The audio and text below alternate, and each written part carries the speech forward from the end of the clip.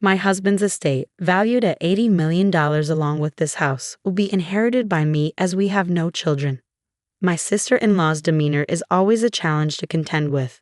My name is Emma, a 45-year-old who works part-time.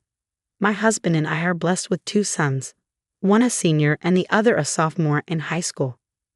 The elder one is currently preparing for his college entrance exams, aspiring to follow his passion for law. His ambition was ignited at a tender age, likely influenced by my brother Oliver, who is a seasoned lawyer.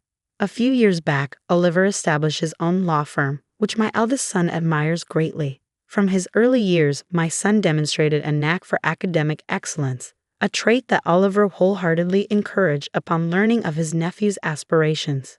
Whenever they meet, my son reaffirms his goal to emulate his uncle's legal career, to which Oliver responds with a warm chuckle, urging him to swiftly pursue his dreams and walk in his footsteps. When my brother, who was married but childless, came to visit, he delighted in playing with my sons and showering them with affection. His wife, a woman a decade his junior, kept her distance from our family, rarely gracing our home with her presence. As a result, our interactions with her were few and far between. My brother and I endured the loss of our parents at a young age, leading him to step into a parental role when I was on the brink of marriage. Soon after my wedding, he followed suit and tied the knot himself. My husband and I felt reassured when we learned of my brother's intention to marry a younger woman.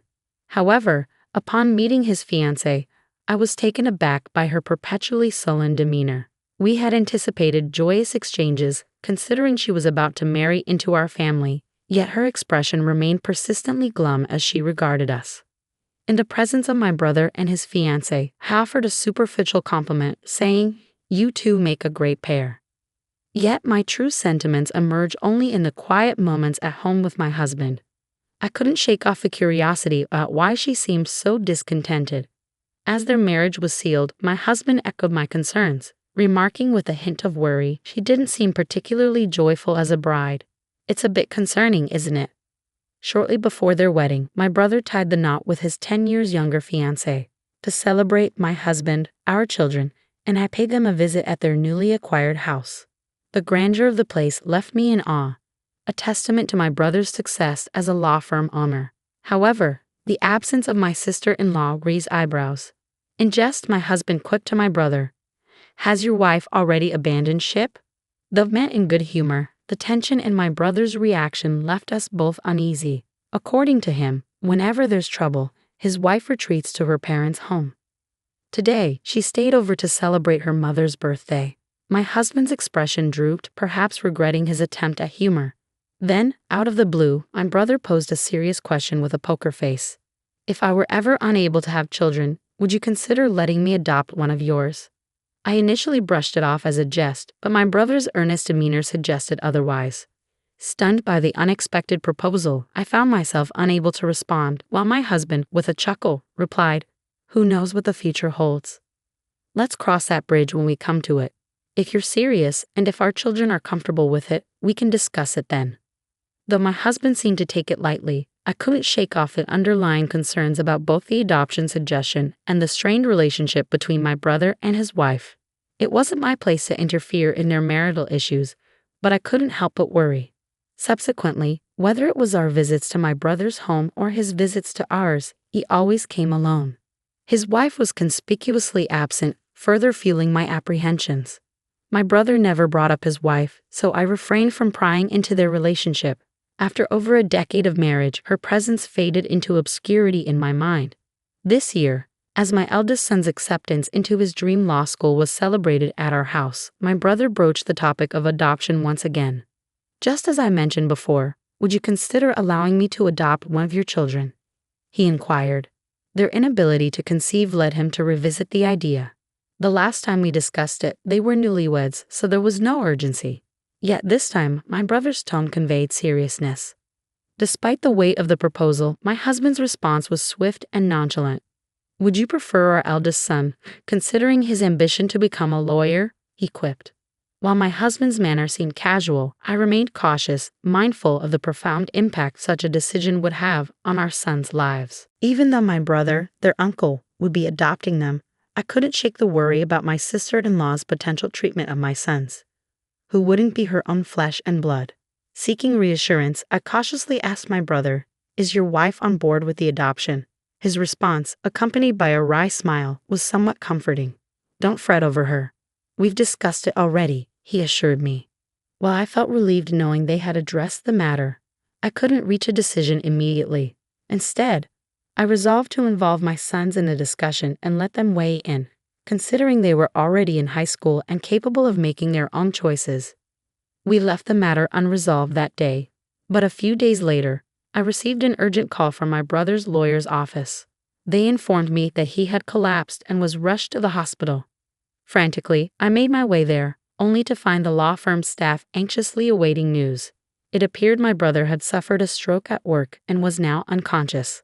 Once I arrived, the law firm staff departed, leaving me to confront the worrying situation alone. The law firm staff also mentioned they couldn't reach my sister-in-law. I tried calling the landline, but received no answer, and I didn't have her cell phone number.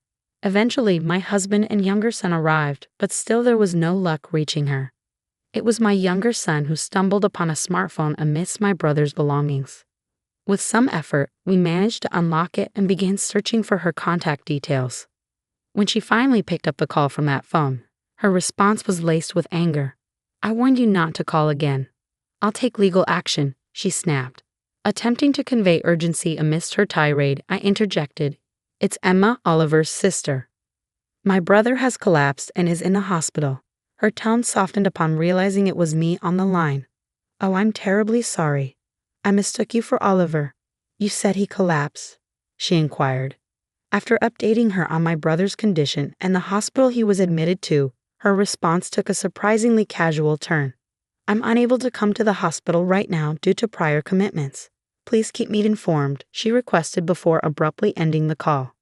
I couldn't help but wonder if my sister-in-law had more pressing matters to attend to, especially considering her husband's illness. With the realization that she wouldn't be of any assistance, we resolved to care for my brother ourselves. Since my eldest son had completed his university entrance exams and was spending most of his time at home, he took on the responsibility of visiting my brother daily on my behalf. Despite our efforts, my brother remained unconscious and in critical condition. However, my sister-in-law never reached out or made an appearance at the hospital. Nearly a week after my brother was admitted, I made another attempt to contact her. This time, she answered the phone promptly, her tone oddly cheerful. "What's the matter? Is he dead?" she exclaimed, lacking any semblance of empathy. Struggling to contain my anger, I responded calmly, "He's still alive. Why haven't you visited him at the hospital?" Her response, dripping with indifference, only fueled my frustration. "I'm neither a doctor nor a miracle worker." "There's nothing I can do for his recovery," she retorted dismissively. Her callous demeanor pushed me over the edge and I hung up the phone, unable to suppress my growing rage. Suspicions began to brew within me regarding my brother's motives for wanting to adopt one of my sons. It dawned on me that perhaps he had resigned himself to the idea of not having children with his wife, indicating possible discord in their marriage. Curiosity led me to inquire about how they met after their marriage was finalized, to which my brother revealed they had been introduced through a marriage counseling agency. The revelation stirred a mix of emotions within me, especially the notion that my sister-in-law may have married my brother solely for the security of his profession as a lawyer and the promise of a comfortable life. This thought fueled my indignation further, but when I confided in my husband, his response cut deeper. If Oliver were to pass away in his current state, his wife would inherit the entire estate given their lack of children, he remarked callously. As my brother joined us to celebrate my eldest son's recent achievements and broached the topic of adoption, I couldn't shake the suspicion that perhaps his interest stemmed from considerations of inheritance rather than genuine familial intentions. I wish I could have reached a decision then and there, but the situation left me feeling powerless. After my brother's departure that day, I casually broached the topic with my two sons. To my surprise, my younger son expressed eagerness to be adopted, viewing it as a ticket to an easier life under Oliver's wing. Unlike his older brother, he seemed content to go with the flow, lacking clear aspirations for the future. I had anticipated my eldest son, who admired his brother, to follow suit, but his response caught me off guard. "I don't want to be adopted," he declared firmly, As the eldest, it's my responsibility to take care of you, Mom, and Dad. His words filled me with pride, yet I couldn't shake the feeling that my eldest son, with his ambition to become a lawyer, was the more suitable candidate for adoption. Although I longed to initiate the adoption process on behalf of my unconscious brother, the circumstances thwarted my efforts. Despite my reluctance to claim any share of my brother's inheritance, I couldn't bear the thought of a single penny falling into the hands of my sister-in-law, who seemed to be eagerly awaiting his demise. I could only hold on to the hope of my brother's recovery, but it never came to fruition. Days later, he passed away, leaving me with the solemn duty of informing my sister-in-law. My brother has passed away. Can we arrange a funeral? I conveyed the somber news. To my surprise, her response was oddly cheerful. You have the final say. Just please don't involve me in any formalities, she replied before abruptly ending the call. Feeling a surge of frustration, I held back my emotions as my husband and I took charge of planning the funeral. With assistance from the law firm's staff, we navigated through the arrangements. While my husband expressed concerns about the firm's future, my brother had already ensured its stability by entrusting its management to a capable individual. Thus, the firm would continue to operate seamlessly as a corporation. At the funeral, the turnout was overwhelming, with countless wreaths brought in to pay respects. The hall overflowed with mourners, a testament to the profound impact my brother had on so many lives. As the funeral unfolded, I found myself once again marveling at the incredible person my brother had been. Alongside me, my son lent a hand in the somber proceedings. However, his mood darkened upon witnessing the notable figures in attendance, presidents of major corporations, politicians, and other dignitaries. I should have been the one adopted, he lamented bitterly. I never realized how remarkable he truly was. My husband and I empathized with his sorrow, understanding the weight of his realization. As I fulfilled my role as a pallbearer, no one questioned the absence of my sister-in-law, nor was it brought up in conversation. I couldn't help but wonder if we were the only ones privy to the knowledge of my brother's marriage. They hadn't had a wedding ceremony, instead they simply embarked on a honeymoon. It dawned on me that even our relatives might have been unaware of their marital status. Reflecting on the situation, I couldn't help but harbor regrets. If only they hadn't married, there wouldn't be a need for a wife who failed to show up at her husband's funeral, and I lamented not allowing my brother to adopt my younger son sooner, fearing that she might seize control of my brother's estate with the support of the law firm's staff.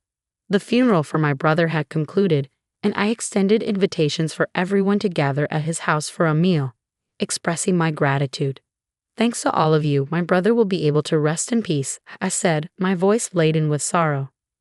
As we mourned together, my sister-in-law made a sudden appearance, clad in a flashy pink coat, as if timed to coincide with the conclusion of the funeral. Addressing her with a mix of surprise and suspicion, I asked, "Why have you chosen this moment to come?"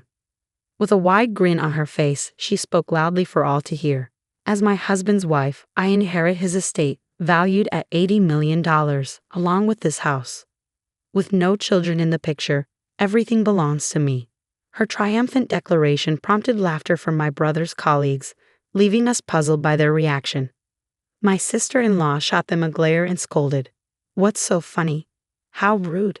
Her smirk quickly faded when one of the lawyers interjected, "We're aware that you're officially divorced." The revelation hit me like a thunderbolt. "You were divorced?" I exclaimed incredulously upon hearing the news the day before my brother's collapse. Glancing at my sister-in-law's visage, I saw a chilling expression etched across her features as she locked eyes with the individuals who had unveiled the truth. As she gritted her teeth, another lawyer interjected, "I've also heard that you were ordered to pay alimony due to the affair that led to the divorce. It's unavoidable." Furious, my sister-in-law directed her glare at the lawyer who spoke, snapping, "I'm not obligated to pay alimony anymore. There's no one left to pay." Her words dripped with disdain, but she was swiftly rebutted by the legal expert. "The right to alimony also transfers upon inheritance, so you'll still owe it to Emma, the sole inheritor." It dawned on me for the first time that I was the sole inheritor of my brother's estate. With their divorce finalized and our parents no longer alive, I was left as the last remaining family member. She seemed to grasp the reality of the situation, her expression morphing into one of horror as she locked eyes with me. prompting me to instinctively step back. Yet her demeanor remained defiant as she resumed her tirade. Don't I deserve half of the estate now that the divorce is settled? A lawyer, looking dismayed, interjected, Didn't Oliver provide you with funds upon the finalization of the divorce? I have the receipt certificate. Another lawyer chimed in. He also acquired a house prior to the marriage, so it isn't subject to property division. I found a sense of satisfaction in witnessing her being lectured by the lawyers. Despite her protestations, she appeared to recall something and chuckled lightly as she continued, There's still the life insurance. I should be the beneficiary. Her resilience impressed me, navigating through a hostile environment where everyone seemed to be against her. Then, with a smirk, she added, I changed the beneficiary of Oliver's life insurance to myself. However, the lawyer promptly refuted her claim regarding the life insurance, stating, Oliver was a resolute individual, so it's likely he made the change upon finalizing the divorce. As I sifted through my brother's belongings, I stumbled upon the life insurance policy, but my sister-in-law caught sight of it. Swiftly, she snatched the document from my grasp, her impatience evident as she scrutinized the beneficiary. However, her demeanor shifted to one of disappointment as she handed the certificate back to me, her shoulders slumping in defeat. It was then that I noticed the beneficiary was me. Realizing her efforts were futile, my sister-in-law blurted out her true sentiments without filter. I married a lawyer because I thought he was wealthy. But all I got was a pittance, and now I have to pay alimony. It's a colossal mistake. In response, the lawyer's expression hardened as he retorted. Oliver expressed similar sentiments. He regretted seeking the counsel of a marriage counselor, lamenting the monumental mistake he had made. Although my brother never confided such sentiments to me, his honesty was well known among his colleagues and subordinates. Faced with undeniable facts, my sister-in-law turned on her heel and departed from my brother's house. As time passed, she found herself obligated to pay alimony in installments, despite lacking stable employment. Desperate to fulfill her financial obligations, she hastily sought out employment opportunities. However, her lack of commitment led to a string of short-lived jobs. In a desperate attempt to secure quick wealth, she returned to the marriage counseling agency and set her sights on a wealthy individual. Deceiving him with promises of financial gain through marriage, she exploited his trust and attempted to swindle him. Yet, her scheme unraveled swiftly when the man saw through her deceit and reported her to the authorities. Subsequently, she was arrested for marriage fraud, facing the consequences of her actions. According to a lawyer from my brother's law firm who disclosed the truth, no alimony was ever paid to me. When I consulted the lawyer regarding the situation, I was informed of the recent developments. It was in May when the lawyer relayed the news that my sister-in-law had been apprehended. With her arrest, the likelihood of receiving alimony payments seemed slim in the foreseeable future. However, alimony wasn't my foremost concern. What I truly desired was to witness her facing the consequences of her actions and enduring a fate befitting her deeds. I firmly believe my brother would concur, which is why I wish for thorough police investigation into her other transgressions. I hope she's charged as a felon and brought to justice in court. Meanwhile, my family relocated to a house left behind by my brother, unexpectedly inheriting his property. My husband and sons were overjoyed at the prospect of moving into a spacious house, a stark contrast to our previous cramped apartment. Amidst the excitement, my eldest son, fueled by newfound determination, immersed himself in his law studies. Observing the interactions between his brother's colleagues and subordinates, he felt a strong yearning to pursue a career in law. Though never formally adopted by my brother, I hold on to the hope that he will carry forth my brother's legacy and excel as a lawyer, just as he aspired to be. However, my younger son harbored a sense of disappointment upon learning that I had inherited my brother's entire estate. I wish I had been adopted by uncle so I could have inherited everything, he confessed candidly. Despite his words carrying a hint of jest, his smile betrayed a hint of genuine longing.